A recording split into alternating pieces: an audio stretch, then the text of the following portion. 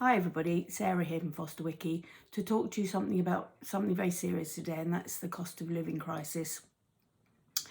I could go on forever about it because I know that you're all struggling so badly, and there are so many different facets to why foster carers are different than every other normal family when it comes to this cost of living crisis, and why you are all fearful and struggling, well, a lot of you anyway, and I've even had messages this week from a couple of carers in different parts of the country who've actually been reduced to going to food banks. I'm not sure the ethics on whether the providers in this case think that it's okay for children that many have come from poverty are then thrown back into it. It's just not okay on any level. Obviously they're far too terrified to speak to their agencies about it. So I'm going on last Monday, myself and the union went to see the Department for Education. They were raising lots of other issues that I would talk about another time. I'm independent from the union, but I do work as one of their special advisors. So we met with the Department for Education and I raised this subject of the cost of living, saying that carers are not coping with these terrible rises in fuel, in energy bills and in food. And of course we are different in that, we can't stop taking children to contact or to school or to attend all our meetings. We can't tell them to put a jumper on in the winter because we're afraid to use too much electricity. A lot of these children come from scarcity, and to re-traumatize them in such a way would be totally inappropriate.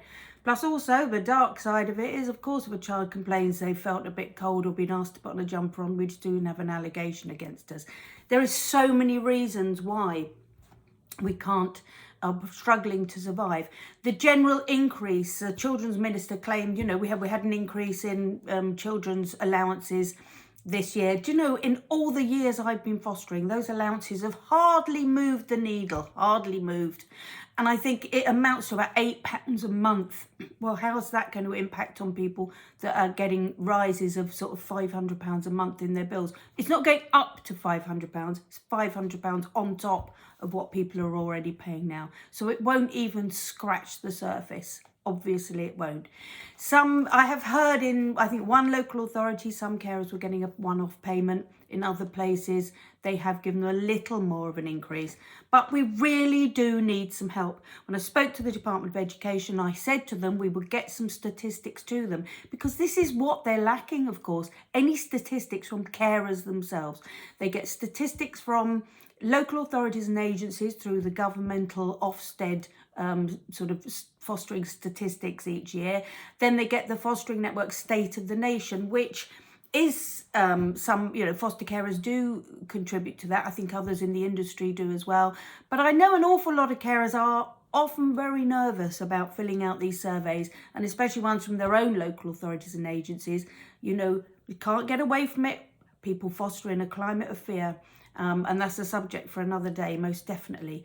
But in the meantime, Foster Wiki have devised a survey. It is completely anonymous. We know how important that is to you. You don't have to give us your names or your emails or anything. It is completely anonymous. So please, the links below this video, please put in, go and put all your answers into this survey, which is literally 2 minutes long, okay? 2 minutes long. So you can make some comments as well. Put some comments below here. I know many of you won't find £8 a month is going to make any impact, if you get it at all. That's the other question, isn't it? So fill in the Foster Wiki cost of living survey ASAP. Do that now so that we have the statistics we need to go back to the government and show them. And we can also, we've got press interested in this as well. We can't go on strike like the rest of the company, the railways, the teachers, the nurses, so many people are striking because they're not coping either. We can't do that.